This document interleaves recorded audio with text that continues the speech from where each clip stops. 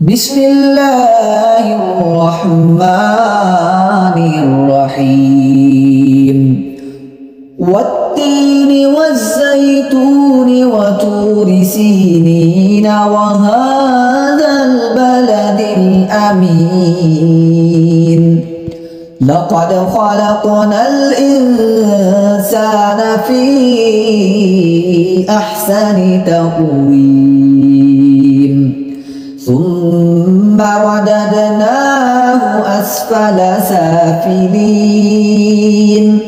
إلا الذين آمنوا وعملوا الصالحات فلهم أجر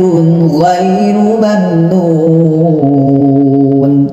فما يكذبك بعد بالدين أليس الله بأحكم الحاكمين